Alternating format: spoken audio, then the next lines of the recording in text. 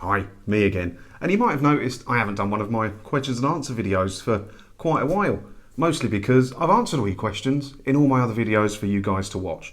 But I got a few interesting questions here and a few interesting comments I thought we could talk about today.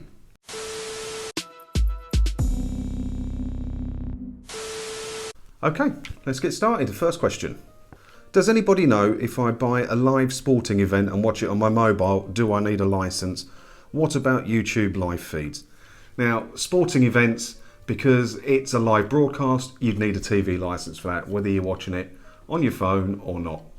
Sorry, it's just the way it is. And sporting events are the toughest bit about not having a TV license, because I'm quite the Formula One fan. And if I don't go to the pub or around to friends to watch it, I'm stuck watching the crappy highlights on Channel 4. So it's a bit of a shame. YouTube live feeds, bit of a grey area. Now, as I understand it, if I do a live feed, because I'm not a proper broadcast network, you can watch me live. But you can also watch Sky News live on YouTube, if you find it.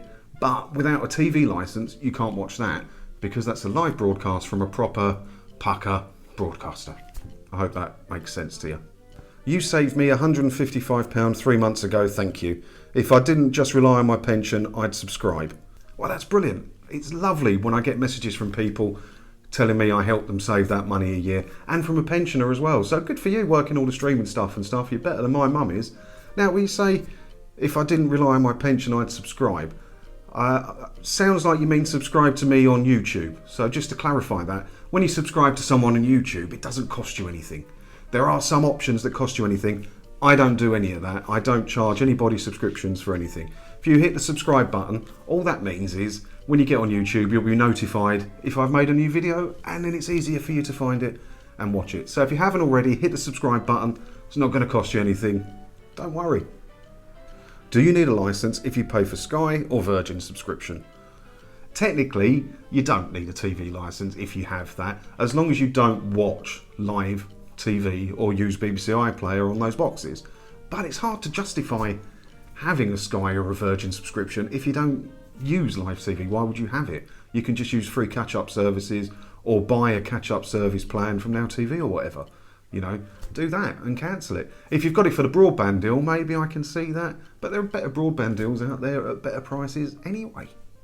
I get a lot of emails from you guys letting me know what's going on out there in the world, and this was an email that came through to me recently. Hi John, after stopping my direct debit and filling out the inquiry form telling them I've cancelled, I get the following email. It seems they are quoting out-of-date legislation as a scare tactic. Let's have a look. So, thank you for your email. Communications Act 2003 states that a television receiver must not be installed or used unless the installation and use of the receiver is authorised by a TV licence.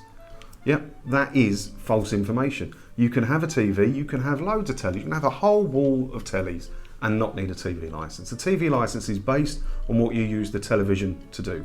If you use it to watch or record live TV shows or access BBC iPlayer, you need a licence. Otherwise, you don't. I've only got a screenshot of this email, so it might be genuine, it might not be genuine. But if someone's taken the time out of their day to send this email so I can share it with you guys, odds are it probably is, and I believe it probably is. If you've had an email similar to this, please forward it to me so I can take a look at that one as well. Thanks. You're a twat. Yep. Keep it up, mate. We need more straight talkers. Let's not forget offending the odd twats isn't a crime. So yeah, the last two comments were from my recent video where I'm kind of rounding up the news for the week. Now, it kind of divided people. Some people really liked it. Some people really hated it. What I would say is give me a fair chance, because it's not something I've ever done before. And I need a bit of practice. And the more practice I get, the better and hopefully more entertaining I'll get at it. So if you didn't like it, please give me another try on the next one and see if that one's any better, because I did divide opinion a bit. If you did like it, thank you for leaving a comment. Let me know you did like it. And hopefully over time I'll get loads better at it and I can make some really interesting videos for you guys, because that's what I want to do.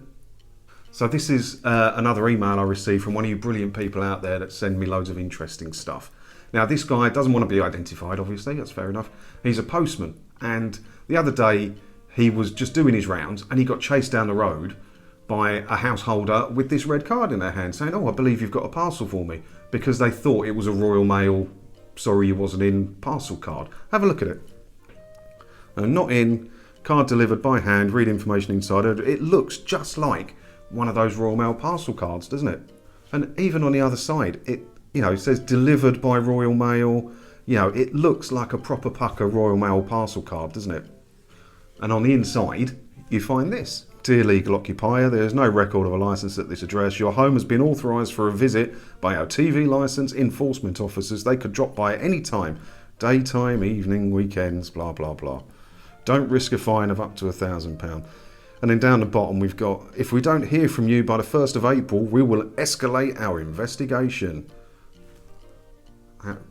What are they investigating? How can they investigate? This is just exactly who these people are. They're awful, just trying to scare people. What investigation is this then? Because the only way you're going to get an investigation if you speak to the householder and the householder tells you they're watching live TV. That's the only way you would possibly know. There is no other way. Please don't be scared by these awful arsehole tactics that these people are using. Don't be scared by it. They're just scum, aren't they? Don't like it. I think you can keep your Sky, just use it for the catch-up services, box sets and films. Just don't record and watch, that needs a licence. Yes, that is the case. As long as you're not watching live TV, you can keep your Sky. But it's hard to justify. I mean, the cost of Sky is quite high compared to another service that's a streaming service that Sky owns that I won't mention right now. So just scrap your Sky off and sign up for that service. Save a few quid. And you can just stream whatever you want to stream it. Now, I'm not mentioning the name on purpose because loads of people have accused me of mentioning the name of this streaming service owned by Sky so much that I must be making fortunes from it. I'm not. I don't make any money from them.